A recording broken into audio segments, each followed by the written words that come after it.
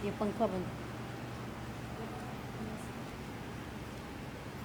परम पूज्य प्रातः स्मरणीय त्याग मूर्ति वीतराग परम तपस्वी श्री सद्गुरुदेव जी महाराज।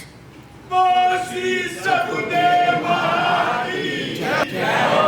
नकुल वाले बाबा की जय हो। नकुल वाले अर्चनीय वंदनीय धर्म स्वरूप पुरस्मार भक्ति स्वरूपा मातृशक्ति प्यारी बहन, प्रातःकाल की शुभ वेला में परम पूज्य श्री गुरुदेव जी के चरण कमलों में परमपिता परमात्मा को साक्षी मानते हुए अपने अपने पैरों की चौकड़ी लगाकर बैठते हुए, शरीर को सीधा रखते हुए, मन को अपने पास लाते हुए, चित्त वृत्ति को एकाग्र करके बैठते हुए, चेहरे को मंच की ओर रखते हुए, किसी भी प्रकार की हलचल को रोकते हुए, शांति का दान देते हुए, धर्ममय वातावरण में धर्म की चर्चा, जीवन सुधार की चर्चा, प्रभु की पवित्र पावनी चर्चा कहने और सुनने का प्रयास कीजिए। धन्यवाद। सभा के द्वारा रखे गए 7 दिन के समय में से आज तीसरा दिन है। श्री व्यास पूजा, श्री गुरु पूर्णिमा का पावन पर्व अति शीघ्रता से हमारे करीब आ रहा है और हम सब उस पावन पर्व को अपने गुरुदेव के प्रति, उनके उपकार, उनके ऋण के प्रति कृतज्ञ होते हुए बाहर से आने वाले गुरु भाई बहनों के सम्मान स्वागत में तत्पर निरंतर प्रयास कर रहे हैं और तैयार हैं। आप मन से उनके लिए अपने हृदय में स्थान बनाइए, उनका स्वागत कीजिए और उन्हें अपने से पहले भोजन की पंक्ति में बैठने का अवसर दीजिए, क्योंकि ये हमारा कर्तव्य है।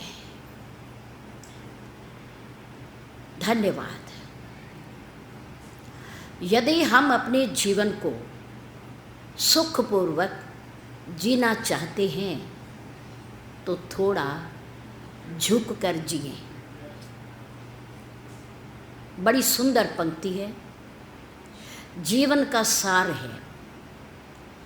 यदि हम अपने जीवन को सुंदर तरीके से जीना चाहते हैं तो थोड़ा झुक कर जिए। फिर देखें कि हमारे सद्गुरुदेव और हमारे परमात्मा हमें कितना ऊंचा उठा देते हैं, कितना ऊंचा उठा देते हैं। कोई भी पंक्ति धर्म के विषय में ऐसे नहीं लिखी जाती, उसके प्रमाण होते हैं।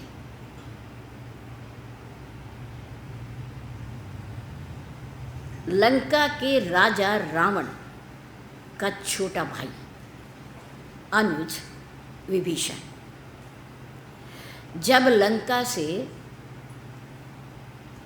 भगवान राम की तरफ सन्मुख हुए चले तो उस समय विचार करते हुए जा रहे हैं, क्या कि मैं राम नहीं, अपने प्रतिद्वंदी नहीं, अपने शत्रु नहीं लंका के, बल्कि उस परम पिता परमात्मा के पास जा रहा हूँ जिनके श्री चरण कमलों के दर्शन करके मेरे से पूर्व कई भक्त तर गए, अपना कल्याण कर गए। ऐसा विचार करते हुए जब विभीषण प्रभु की शरण में पहुँचे तो दूर से ही उन्होंने अपना वंश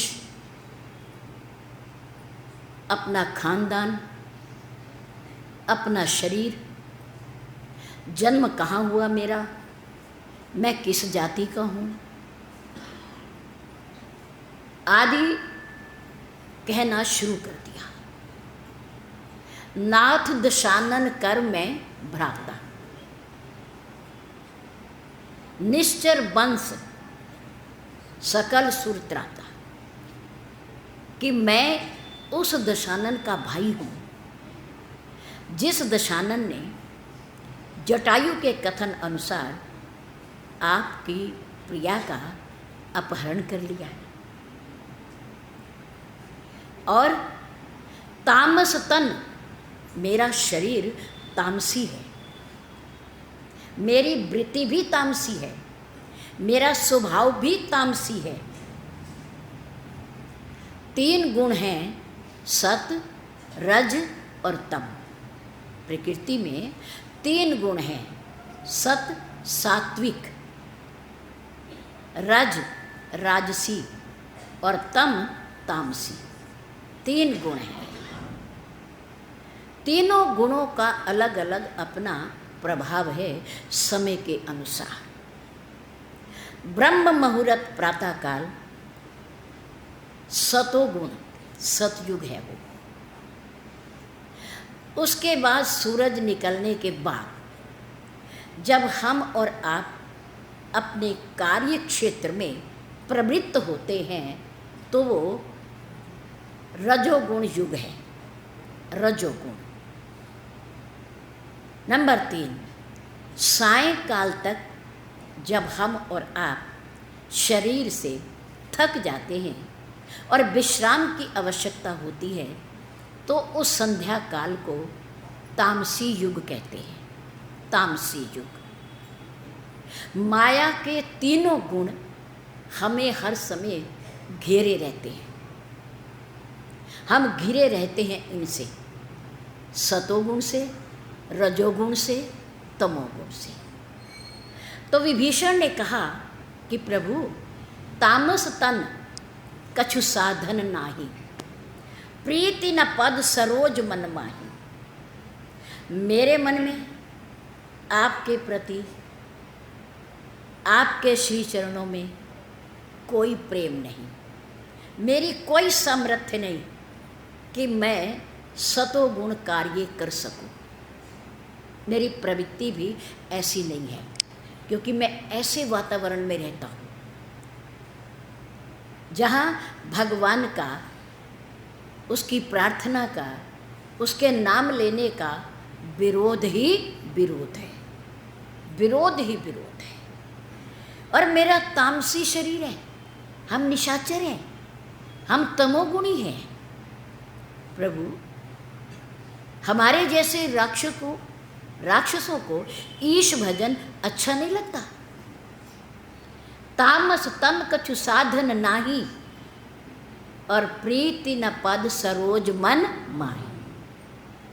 न ही मेरे हृदय में कोई आपके प्रति प्रेम है, प्यार है, और ना ही जप तप और व्रत यानी कि भक्ति के साधन, ये भी मेरे पास कोई नहीं है।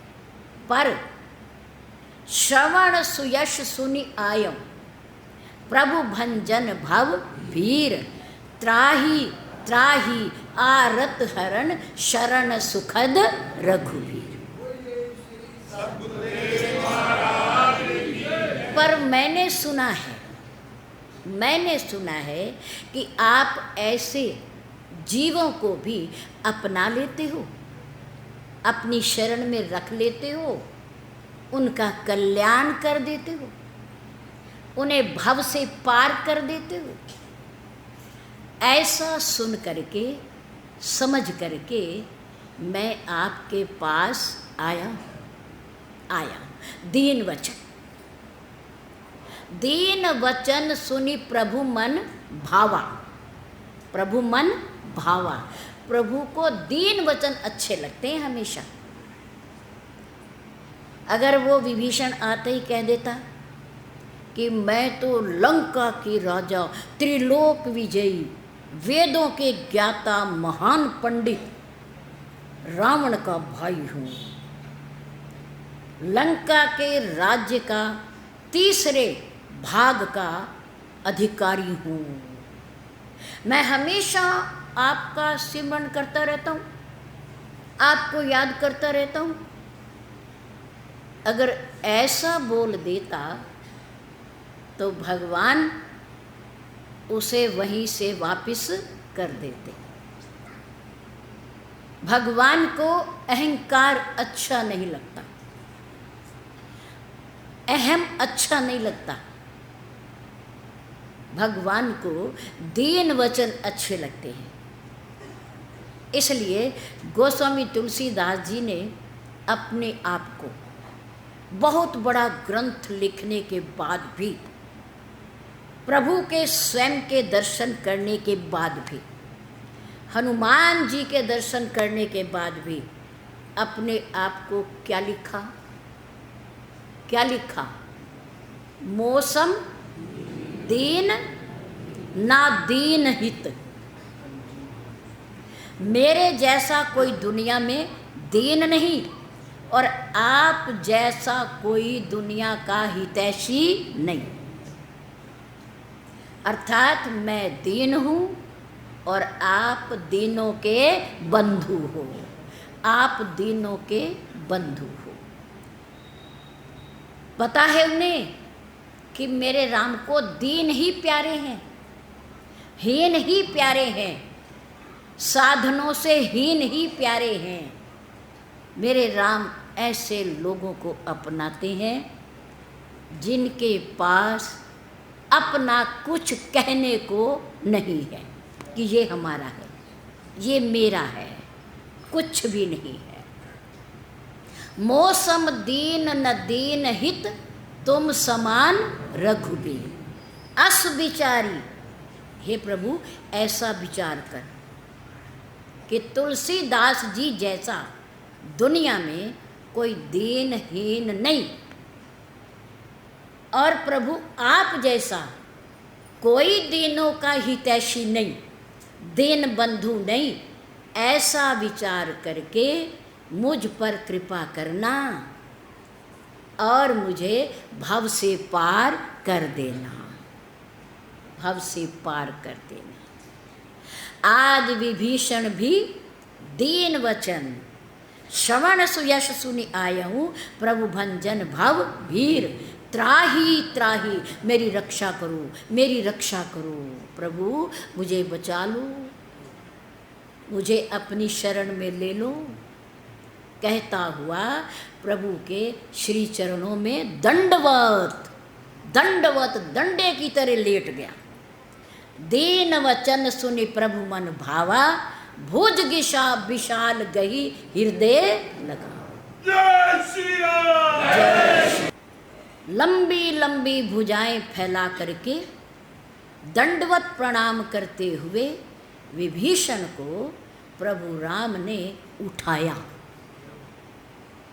दोनों भुजाओं से उठाया और उठा करके कितनी बड़ी बात है। ऐसे राक्षसी तन वाले को, भजन से हीन वाले को, तामसी शरीर वाले को, दशानन के भाई को परमात्मा राम कितने उदार हैं, कितने दयालु हैं, उठा करके अपने हृदय से लगा लो, अपने हृदय से। दीन वचन सुनि प्रभु मन भावा। प्रभु को दीन वचन ही अच्छे लगते हैं, छोटापन ही अच्छा लगता है, झुकना ही अच्छा लगता है, त्याग ही अच्छा लगता है। मेरे राम को भुज विशाल गई हृदय लगावा और अनुज सहित छोटे भाई लक्ष्मण के साथ राम जी ने उठाया, गले से लगाया। उनके साथ कौन खड़े हैं? लक्ष्मण जी, छोटे भाई। प्रभु राम ने कहा लक्ष्मण आओ आओ, विभीषण को ले चले, विभीषण को ले चले। लेकर आए तो क्या किया? अनुज सहित मिली ढिग बैठारी। ढिग में ना पास अपने बराबर में बिठाया, अपने बराबर का आसन दिया और बोले वचन भगत भयहारी। भगत के भय को दूर करने वाले मेरे राम वचन बोले। विभीषण कह रहे हैं कि नाथ दशानन कर मैं भ्राता, लंका के राजा दशानन का मैं भाई हूं। निश्चर वंश जन्म सुरत्राता, देवताओं को भय देने वाले, देवताओं को डराने वाले, देवताओं को दुख देने वाले राक्षसों में मेरी भी गिनती है, मेरी भी गिनती है। मैं उन्हीं में से हूँ। मैं आपकी शरण आया हूँ। डर रहा था विभीषण, पता नहीं प्रभु मुझे अपनाएंगे या नहीं, मुझे स्वीकार करेंगे या नहीं। पर मेरे उदार दयालु परमात्मा राम ने विभीषण को उठा करके गले से लगाया, छोटे भाई के साथ सम्मान के सहित ला करके उन्हें बराबर का आसन दिया और बोले। क्या बोले? कह लंकेश, क्या बोले? कह लंकेश सहित परिवार। उसकी कुशल नहीं पूछी, किसकी कुशल पूछी? पूरे परिवार की, पूरे परिवार की, भाई बंधु बेटे पुत्र सब की कुशल पूछ ली। कह लंकेश सहित परिवारा, तुम अकेले नहीं, अपने परिवार की भी कुशलता बताओ। सब ठीक है ना? सब ठीक ठाक चल रहा है? कोई परेशानी वाली बात तो नहीं? आप अचानक आ गए शत्रु के पक्ष में, हमारे शिविर में। आपको आते हुए डर तो नहीं लगा? भयभीत तो नहीं हुए? कह लंकेश सहित परिवारा, कुशल कुठार बास तुम्हारा। खलमंडली, मुझे पता है, बसों से दिन राति सखा धर्म निभाई कई भांति। आप दुष्टों के घेरे से घिरे रहते हो, दाएं बाएं पड़ोस में इधर उधर सब दुष्ट ही दुष्ट है वहाँ। फिर उन दुष्टों के घेरे में रह करके भी आप मेरा नाम, मेरा चिंतन कैसे ले लेते थे? मुझे कैसे याद कर लेते थे? मेरे राम पूछ रहे हैं कितने दयालु हैं। तीसरे भाग का अधिकारी विभीषण और मेरे राम ने उसे कहाँ पहुँचा दिया? कहाँ पहुँचा दिया? क्या बना दिया? लंका का राजा। और जबकि लंका का राजा वर्तमान समय में मौजूद है, उपस्थित है, गद्दी पर बैठा है। राजा, एक राजा के रहते हुए भगवान ने, राम ने शरण में आए हुए विभीषण को, झुके हुए विभीषण को, दंडवत प्रणाम करते हुए विभीषण को उठा करके गले से लगाया और एक राजा के होते हुए उसे लंका का राजा घोषित कर दिया। घोषित कर दिया। कितनी बड़ी बात है, कितना बड़ा साहस है, हिम्मत है कि रावण जैसा राजा गद्दी पर बैठा है, शक्तिशाली, पराक्रमी, देवलोक का विजेता। देवता उसके आगे हाथ जोड़े खड़े रहते हैं आज्ञा के लिए कि अब पता नहीं रावण क्या आज्ञा दे देगा। और मेरे राम ने विभीषण को राजा बना दिया। किस कारण? झुकने के कारण। झुकने से, दीन वचनों से प्रभावित होकर परमात्मा और सद्गुरु पता नहीं हमें कितना ऊंचा उठा दे, कुछ नहीं पता। इसलिए सुखी जीवन, शांतमय तरीके से जीवन अगर जीना है, जिंदगी बितानी है, तो ज़रा झुक कर जिए। क्यों? क्योंकि किसी से माफ़ी मांग लेना और किसी को माफ़ कर देना कोई ज़्यादा कठिन नहीं है, ज़्यादा मुश्किल नहीं है। क्यों? याद रखो, माफ़ करने वाला हमेशा सुखी, सदा सुखी, और बदला लेने वाला, प्रतिशोध लेने वाला, विरोध करने वाला जब तक रहेगा दुखी ही रहेगा। ये पंक्तियाँ हमारे पूज्य गुरुदेव जी की हैं। क्षमा करने वाला सदा सुखी और बदला लेने वाला उतनी देर सुखी रहेगा जितनी देर तक वो बदला ले लेगा।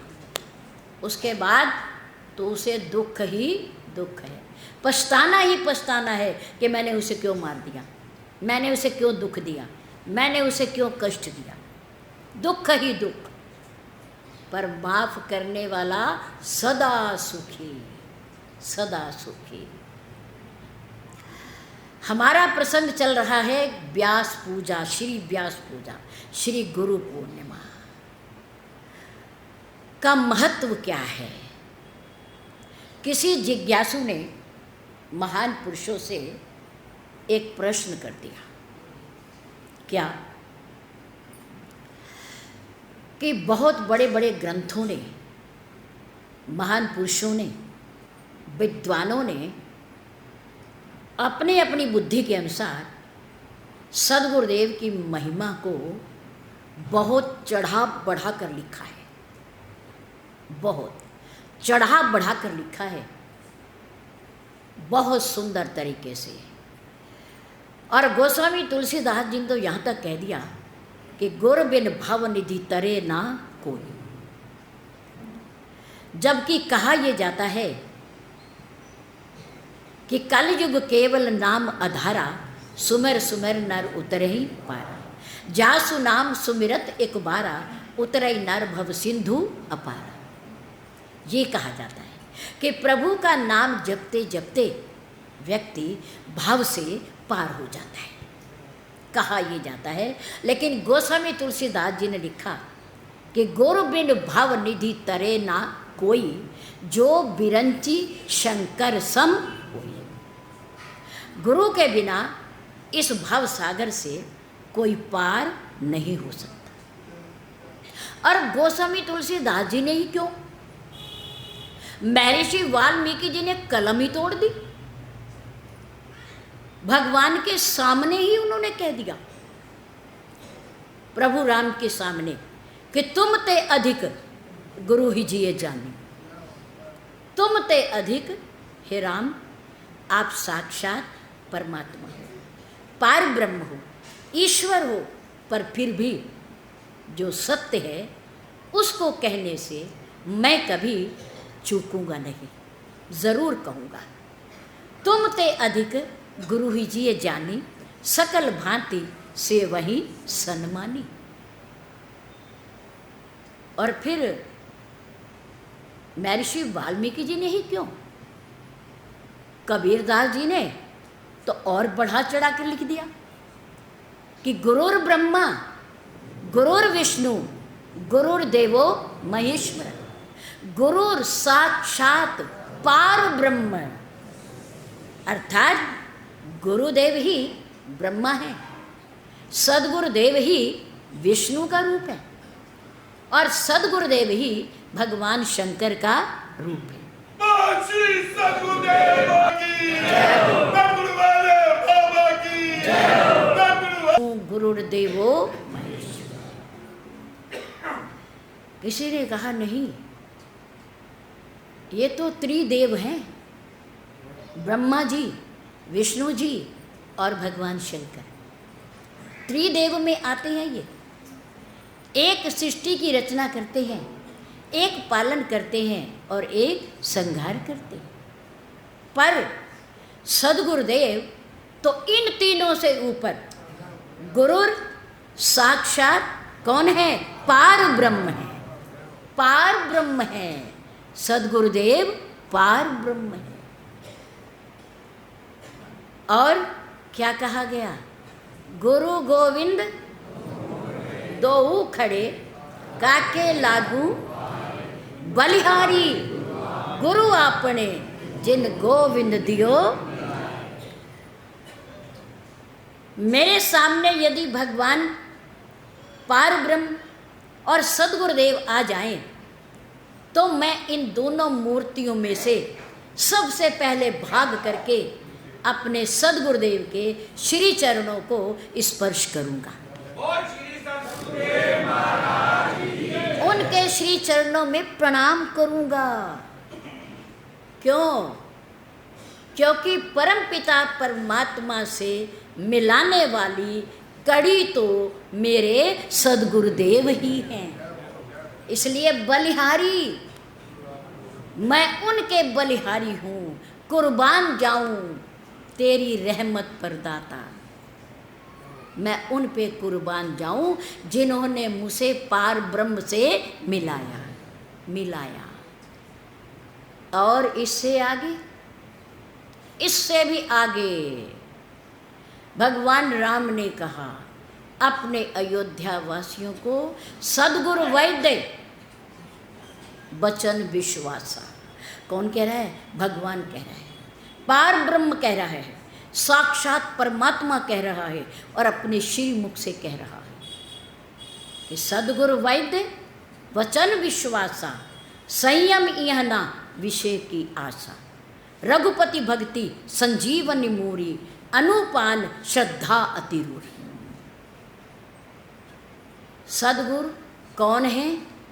हमारे मन के रोगों के वैद्य हैं, डॉक्टर हैं, चिकित्सक हैं, मन की बीमारियों का इलाज करते हैं, मनोचिकित्सक हैं। वो मन में लगने वाली बीमारियां, अहंकार, काम, क्रोध, लोभ, मोह, ममता, डहा, ईर्ष्या, ये मन की बीमारियां हैं, मन के रोग हैं, शरीर के नहीं हैं। मन भी बीमार होता है, तन भी बीमार होता है। तन की बीमारी का इलाज डॉक्टर लोग करते हैं अपनी योग्यता से, और मन की बीमारियां तन के डॉक्टर के बस की बात नहीं है, वो नहीं कर सकते। इसकी बीमारियों का इलाज कौन करता है? श्री सद्गुरुदेव करते हैं। संशय करना, भ्रम मन में रखना शिष्य का काम है, और संशय का निवारण करना सद्गुरुदेव का काम है, ये उनका काम है।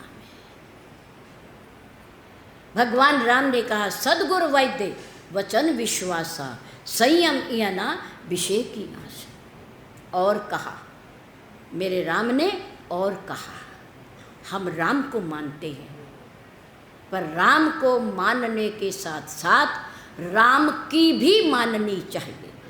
जो राम ने कहा है उसे भी माने। क्या कहा मेरे राम ने? रावण से जीत कर मेरे राम जब अयोध्या में वापिस आए, अयोध्या नगरी से बाहर खुले मैदान में 14 बरस के बाद राम को देखने के लिए सारी भीड़ उमड़ पड़ी। जन समुदाय इकट्ठा हो गया, एकत्र हो गया। मेरे राम ने पुष्पक विमान को आदेश दिया, उतरो। ड्राइवर नहीं है उसमें, ये विमान रावण के पास था। उससे पहले ये विमान कुबेर का था, धनाधीश का था। रावण ने कहा तू एक साधारण सा देवता है, कुबेर है, धनाधीश है, तुझे इस विमान की क्या ज़रूरत है? ये मेरे पास होना चाहिए, मेरे पास होना चाहिए, मैं राजा हूँ। तो कुबेर से छीनकर पुष्पक विमान रावण ले आया, जिस पर माँ सीता को बिठाकर वो ले गया। मन की गति से चलने वाला ये पुष्पक विमान। जब भगवान राम अयोध्या लौटने लगे तो विभीषण ने, क्योंकि अब वहाँ का राजा कौन है? विभीषण है।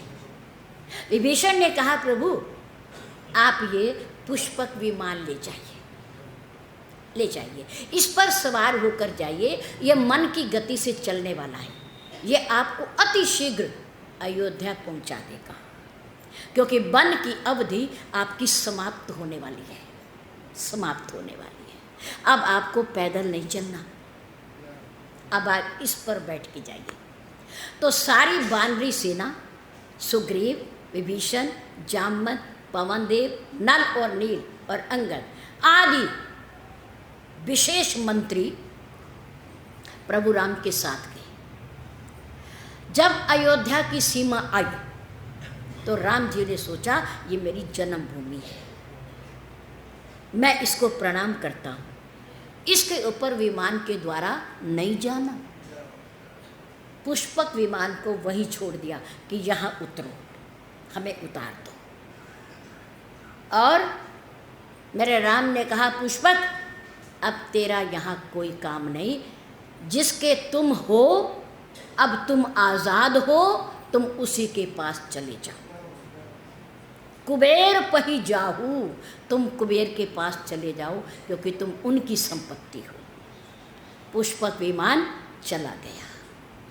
अब राम पैदल चल करके भीड़ के अंदर आ रहे हैं, अपने अयोध्या वासियों को, पूज्य गुरुदेव को, पूज्य मातृशक्ति को मिलने के लिए, मित्रों को मिलने के लिए पैदल आए। सबसे आगे उनके सूर्यवंश के, रघुकुल के पूज्य गुरुदेव महर्षि कौन खड़े हैं? वशिष्ठ खड़े हैं, अपनी धर्मपत्नी के साथ, माँ अरुंधति के साथ गुरुदेव खड़े हैं। सबसे पहले प्रभु राम, लक्ष्मण और माँ सीता ने पूज्य गुरुदेव के श्री चरणों में क्या किया? प्रणाम किया, प्रणाम किया। और फिर मुख्य मुख्य सेनापतियों को, बानरों को बुलाया। वो जानते नहीं है ये कौन है, भगवान किसको प्रणाम कर रहे हैं। तो मेरे राम ने परिचय करवाया, परिचय बानरों से अपने कुल गुरु का। क्या कहा? देखो मित्रों, गुरु वशिष्ठ कुल पूज्य हमारे, इनकी कृपा दनुज रन मारे। कितनी बढ़िया बात कही। भगवान राम को तो किसी बात का अहंकार है ही नहीं, अभिमान है ही नहीं। मेरे राम अहंकार शून्य है, अभिमान शून्य है, इसलिए उन्हें दीनता प्यारी है, दीन भाव उन्हें प्यारा है। मेरे राम ने कहा, गुरु वशिष्ठ कुल पूज्य हमारे, ये हमारे सूर्य कुल के, भानु कुल के, रघुकुल के पूजनीय हैं, पूजा के योग्य हैं। हमारा कुल, पूरा कुल इनकी पूजा करता है, इनके चरणों में प्रणाम करता है। और वो जो लंका के रण आंगन में हम बड़े बड़े राक्षसों का, मेघनाद का, रावण का वध किया, कर पाए। कैसे कर पाए? कैसे कर पाए? मैंने नहीं किया, लक्ष्मण ने नहीं किया, तुमने नहीं किया, किसने किया? मेरे पूज्य गुरुदेव की कृपा ने किया। कितनी बड़ी बात। मुझे अभिमान नहीं कि मैंने मारा, मेरे इन साथियों को भी अभिमान नहीं होना चाहिए कि इतने बड़े बड़े राक्षसों को हम मारकर युद्ध जीत करके आ रहे हैं। मेरे साथियों को भी नहीं होना चाहिए। इसलिए मेरे राम ने कहा, गुरु वशिष्ठ कुल पूज्य हमारे, इनकी कृपा दनुज रन मारे। युद्ध में हमने बड़े बड़े राक्षसों को जो मारा, वो इनकी कृपा से मारा, ना कोई मेरी शक्ति है और ना कोई तुम्हारी शक्ति है।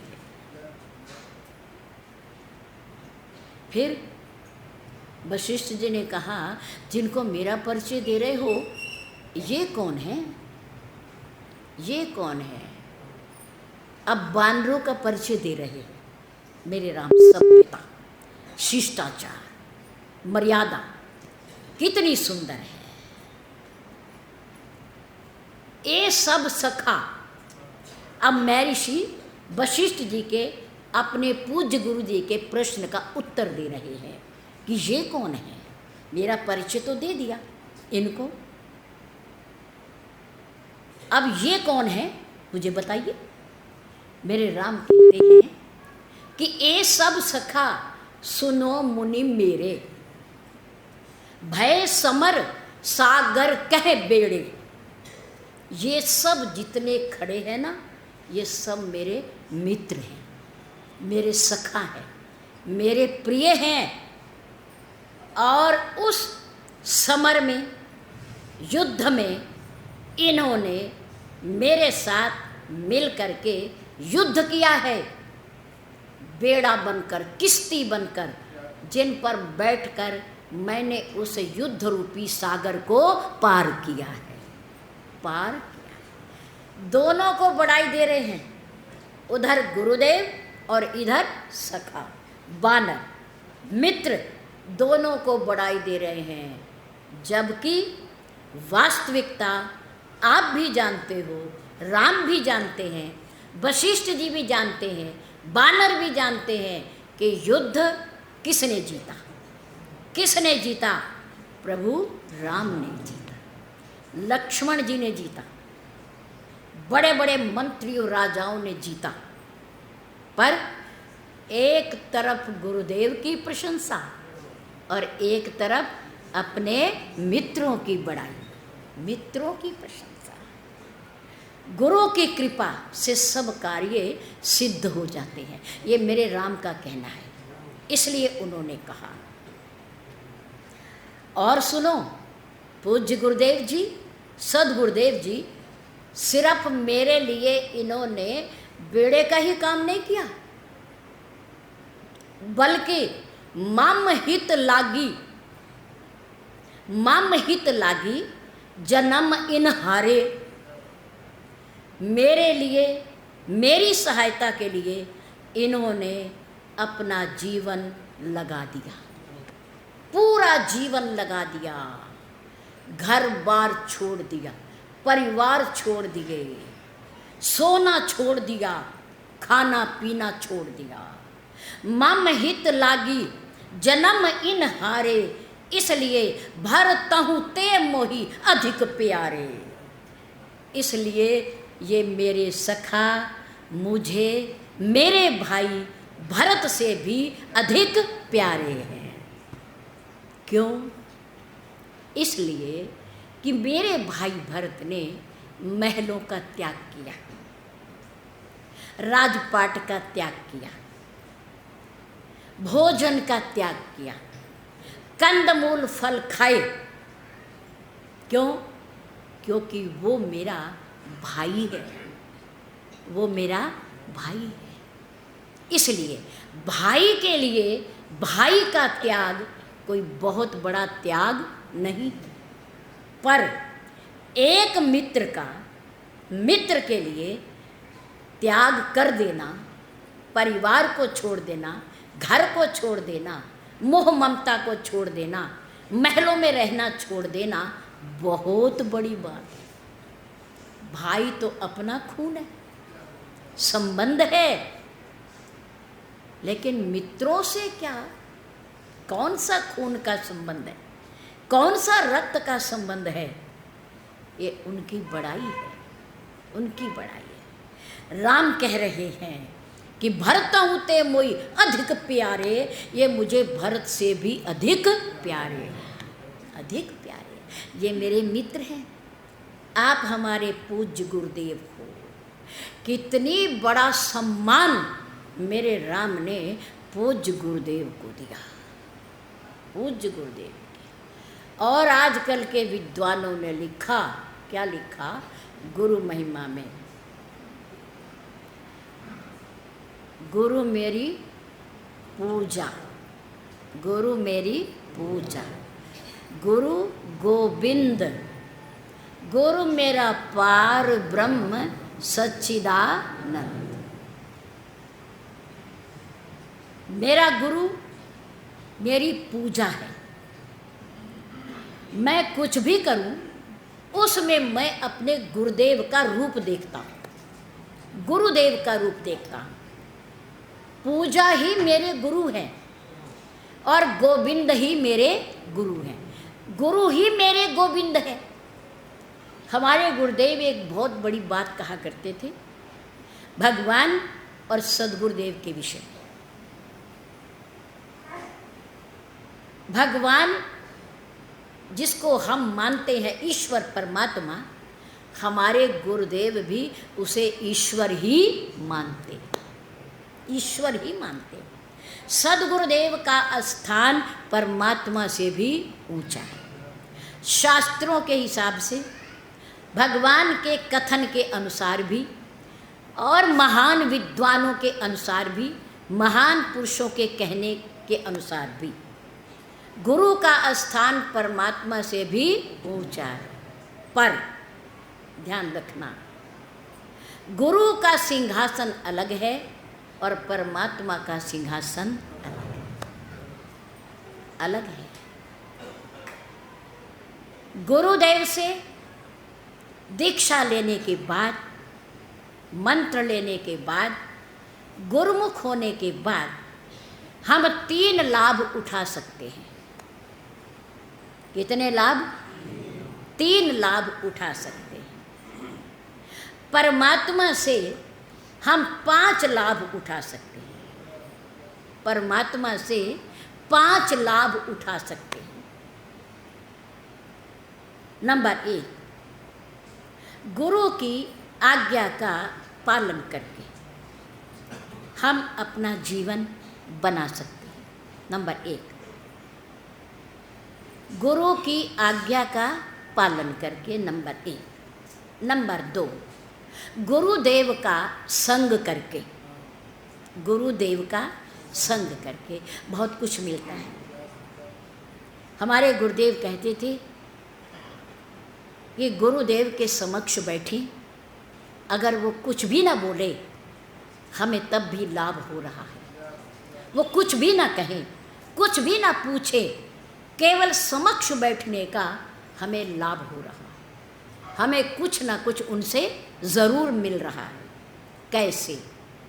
जैसे सूरज के सामने बैठने से वो बोलता नहीं, कुछ पूछता नहीं, पर फिर भी उससे हमें क्या मिलता है? रोशनी मिलती है। और क्या मिलता है? ऊष्मा मिलती है, प्रकाश मिलता है। कहना नहीं पड़ता, मांगना नहीं पड़ता, क्योंकि उसका स्वभाव है रोशनी देना, प्रकाश देना, ऊर्जा देना, ऊष्मा देना, उसका स्वभाव है।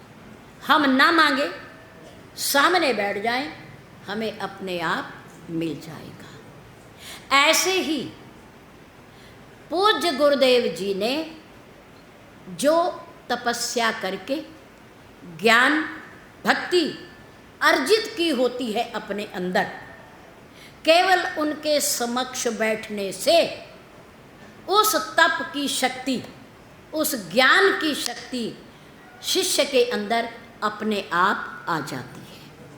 अपने आप आ जाती है, मांगनी नहीं पड़ती, कहना नहीं पड़ता, अधिकारी होना चाहिए, अपने आप आ जाएगी। नंबर 1, आज्ञा मानकर लाभ उठा सकते हैं। नंबर 2, संग करके लाभ उठा सकते हैं। नंबर 3, गुरुदेव की सेवा करके लाभ उठा सकते हैं। 3 लाभ। कितने लाभ? 3 लाभ। गुरु गुरुदेव है, गुरु भले ही ब्रह्मा है, गुरु भले ही विष्णु है, गुरु भले ही शंकर जी हैं, पार ब्रह्म है, पर गुरु अपने सिंहासन पर बैठेगा और परमात्मा अपने सिंहासन पर बैठेगा। अगर कोई सच्चा गुरु है तो वो अपने आप को कभी परमात्मा नहीं कहेगा, नहीं कहेगा, और ना ही परमात्मा के आसन पर बैठेगा, अपने आसन पर बैठेगा। परमात्मा का सिंहासन ऊंचा रखेगा, ऊंचा रखेगा। 3 लाभ अपने सदगुरुदेव से, और परमात्मा से कितने लाभ? 5 लाभ। तीन लाभ तो यही है कि जो शास्त्रों में लिखा गया है उसको माने, उसको माने। वो क्या है? वो भगवत आज्ञा है। क्या है वो? भगवत आज्ञा है, वो ईश्वर आज्ञा है जो शास्त्रों में लिखा हुआ है, इसलिए उसे माने। माने, ईश्वर का संग करें, उसे प्रतिक्षण प्रतिपल अपने साथ समझें, अपने साथ समझें। यह हमारा दोष है कि हम परमात्मा को अपने से अलग कर देते हैं, पर सर्वसमर्थ शक्तिशाली परमात्मा के अंदर भी ये ताकत नहीं है कि वो हमारे से अपने को अलग कर सके। अंदर जो बैठा है वो ईश्वर का अंश है, यानी ईश्वर ही है, वो परमात्मा ही है वो। लेकिन हम मोह ममता के पर्दे के पीछे, माया के पर्दे के पीछे उस परम पिता परमात्मा को भूल जाते हैं, पर परमात्मा नहीं भूलता। परमात्मा का संग करें। नंबर 3, ईश्वर की परमात्मा की सेवा भी करें। 3 लाभ। 2 लाभ अलग से परमात्मा से। कौन कौन से? हर महापुरुष, याद रखो, हर महापुरुष अपने शिष्य को, अपने सेवक को गुरु दीक्षा में क्या देता है? क्या देता है? नहीं पता? आप तो गुरुमुख हो। नाम दान में क्या देता है वो? किसका नाम देता है? परमात्मा का। किसका नाम देता है? अपना नाम नहीं देता, और ना देना चाहिए। नाम तो केवल एक ही है, केवल एक ही है परमात्मा का। नाम की दीक्षा देता है। परमात्मा के अनेकों नामों में से कोई एक नाम दीक्षा के रूप में प्रदान करता है, हम पर कृपा करके। इसलिए प्रभु के नाम का चिंतन, चौथा लाभ, परमात्मा के नाम का चिंतन। नंबर 5, जिसके नाम का हम चिंतन कर रहे हैं उसी परम पिता परमात्मा का अपने हृदय में क्या करें? ध्यान करें, ध्यान करें। स्वरूप किसका बसाएं? किसका बसाएं? परमात्मा का बसाएं, ईश्वर का बसाएं, जिसके नाम का हम चिंतन कर रहे हैं, सिमरन कर रहे हैं, जिसके नाम की हमें दीक्षा मिली है, उस नाम, उसके स्वरूप को हम अपने हृदय में बसाएं, ध्यान करें। चिंतन ईश्वर के नाम का और ध्यान ईश्वर के रूप का। 2 लाभ अलग से हो गए। 3 लाभ सद्गुरुदेव वाले और 2 लाभ अलग से।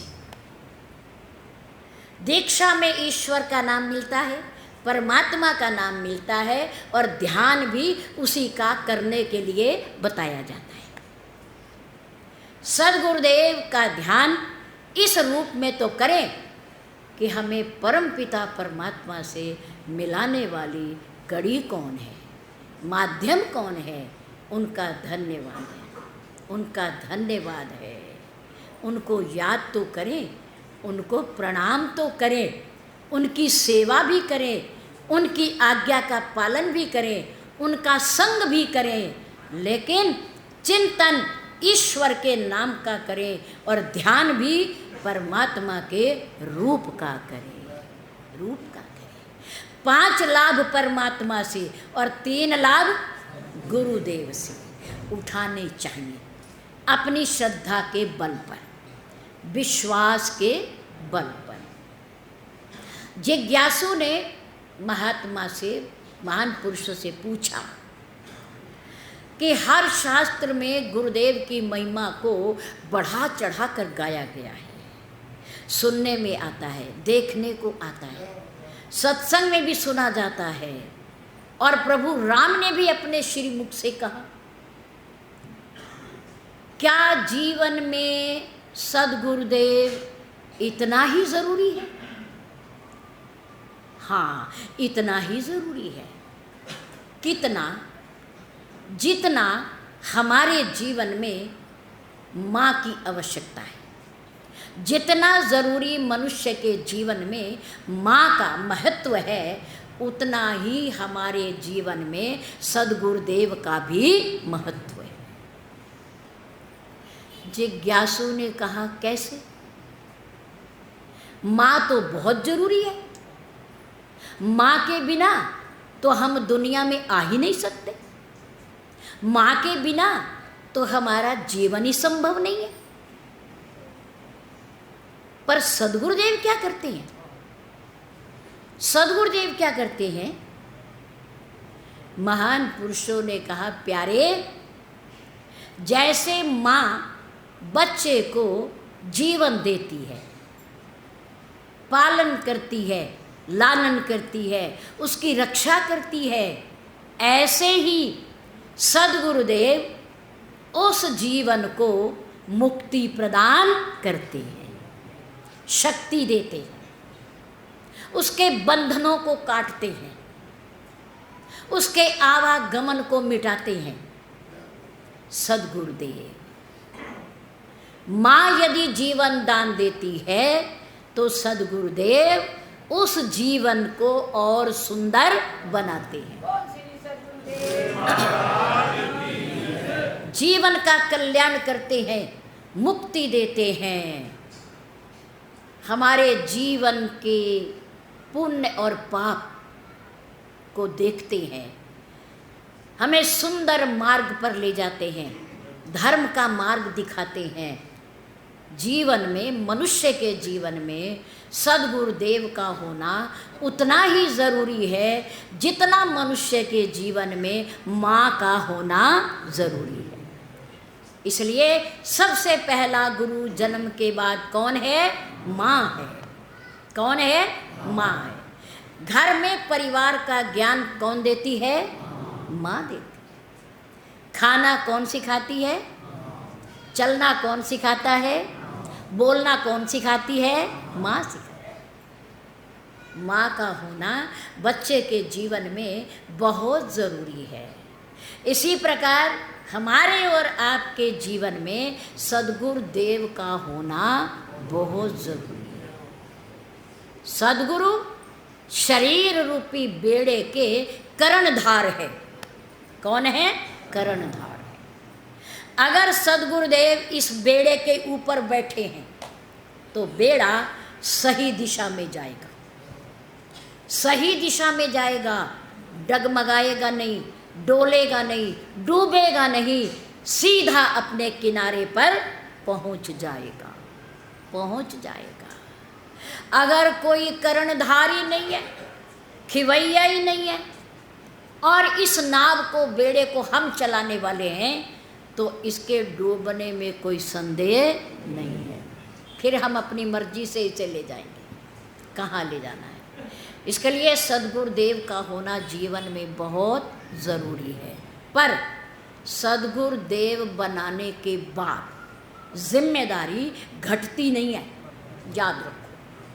अगर हम सोचें कि हमने दीक्षा ले ली, गुरु बना लिया, हमारा लक्ष्य पूर्ण हो गया, पूर्ण हो गया, नहीं, जिम्मेदारी घटती नहीं, बल्कि और ज़्यादा बढ़ जाती है, और ज़्यादा बढ़ जाती है। क्यों?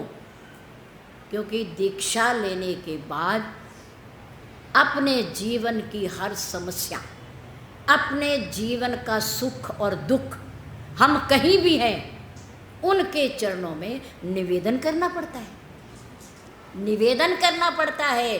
क्योंकि अब हम मनमुख नहीं हैं, अब हम क्या हैं? गुरुमुख हैं, गुरुमुख हैं। गुरुमुख हैं तो हर बात अपने गुरुदेव को बतानी चाहिए, उससे कुछ भी छिपाना नहीं चाहिए, नहीं छिपाना चाहिए। गुरुदेव से कभी छिपाव नहीं रखना चाहिए, क्योंकि गुरुदेव और शिष्य का हृदय एक होता है। क्या होता है? एक होता है।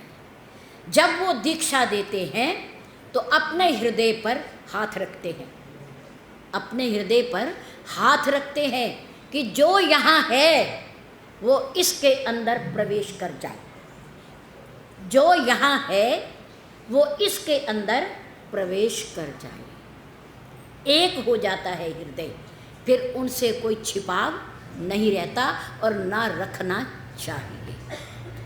नंबर 2, गुरुदेव की आज्ञा का पालन करना पड़ता है। गुरुदेव के स्थान पर यदा कदा आना पड़ता है, दुख में भी और सुख में भी। गुरुदेव के दर्शन करते रहना चाहिए, करते रहना चाहिए। उनके समीप रहना चाहिए, समीप रहना चाहिए।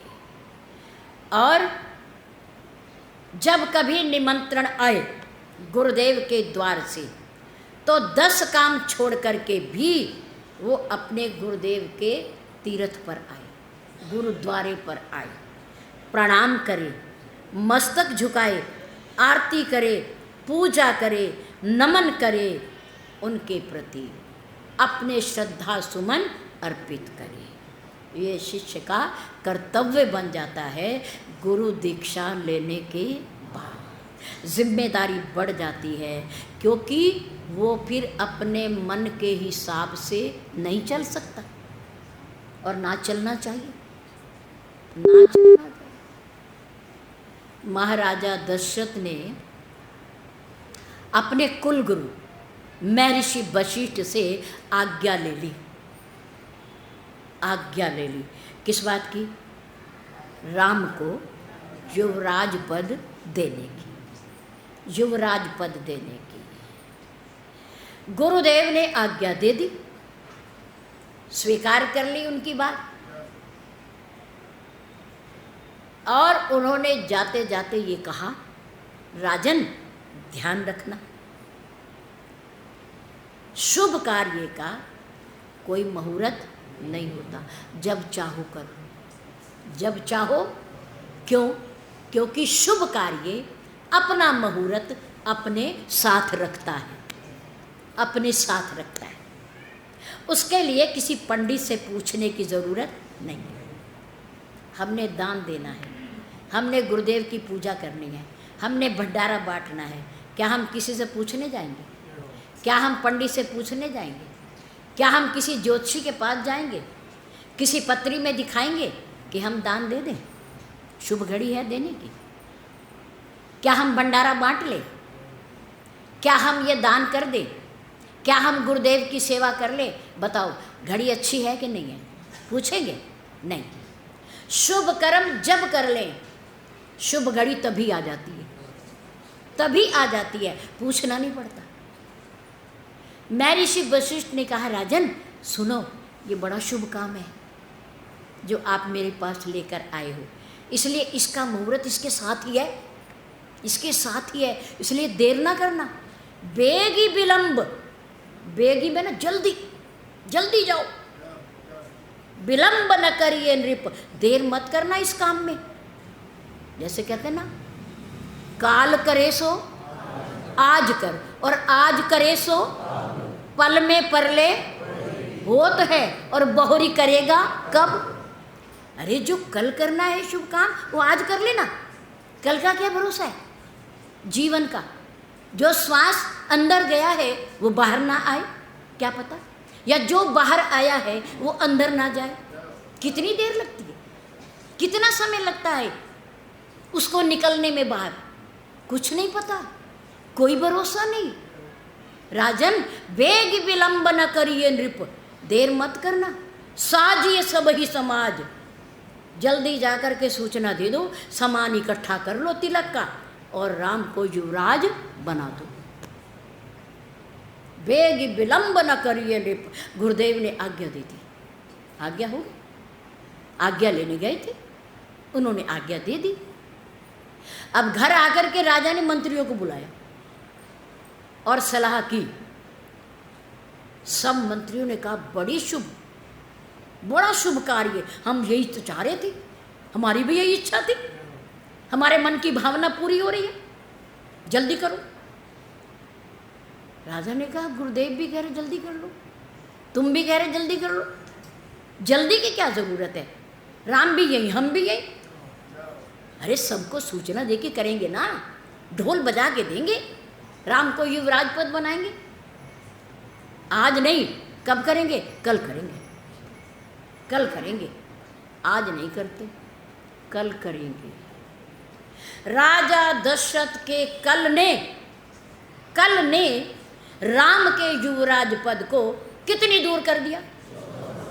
14 बरस। देख लो, और देख भी नहीं पाए, देख भी नहीं पाए। गुरुदेव की आज्ञा को कभी टालना। वो कह रहे बैठ जाओ तो बैठ जाओ, वो कह रहे यहाँ क्या कर रहे हो, चलो काम करो ना, उठ करके काम करने लग जाओ, सेवा करने लग जाओ। गुरुदेव कहें ये खा लो, ये खा लो, तो खा लीजिए भले कुछ हो, क्योंकि रक्षा करने वाले तो गुरुदेव ही है, हम कौन है। आज्ञा का पालन करना शिष्य का परम धर्म है, परम धर्म है हर शिष्य का जो गुरुमुख है। राजा धर्मनिष्ठ होते हुए भी, परमात्मा राम के पिता होते हुए भी उन्होंने शुभ कार्य को कल पर टाला, और कल कभी आया ही आया ही।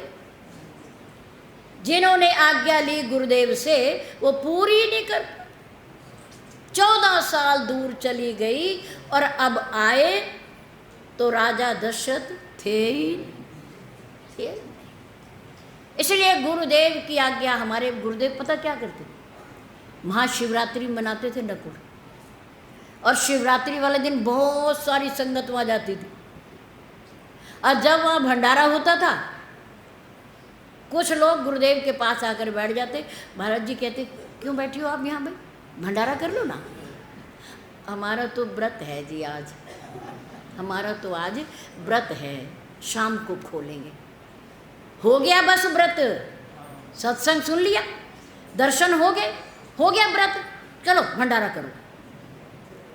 भंडारा कर लेते, क्योंकि गुरुदेव का आदेश हो, आज्ञा होगी, व्रत हो गया, उनका आदेश हो गया तो व्रत भी पूरा हो गया, हो गया। संशय नहीं करना चाहिए कि हमने तो व्रत रखा था, इन्होंने हमारा तोड़वा दिया, फिर वो आज्ञा का पालन का जो पुण्य है ना वो नहीं मिलने का, क्योंकि संशय मन में रहा। गुरुदेव की आज्ञा का पालन अक्षरशः 100% होना चाहिए। कितना? 100%। अगर हम उन्हें गुरु मानते हैं तो, वरना परंतु कुछ नहीं, वरना परंतु कल कर लेंगे, फिर कर लेंगे। कौन से कहीं जा रहे हैं, जा रहे हैं, राजा दशरथ चले गए, चले गए, बताओ कौन रोक पाया? परमात्मा भी नहीं रोक पाया, ईश्वर ही नहीं रोक पाया। उनका संग करें गुरुदेव का, उनकी आज्ञा का पालन करें, उनकी सेवा करें। यह 3 लाभ अपने सद्गुरुदेव से और 5 लाभ परमात्मा से। परमात्मा का संग भी करें, उनकी सेवा भी करें, उनकी आज्ञा का पालन भी करें, और 2 कार्य अलग से लाभ उठाने के, उनके नाम का सिमरन और उनके रूप का ध्यान अपने हृदय में करना चाहिए। और जो गुरु ये कहे कि हमारा ध्यान करो, हमारा दर्शन करो, हमें देखो, वो गुरु है ही नहीं।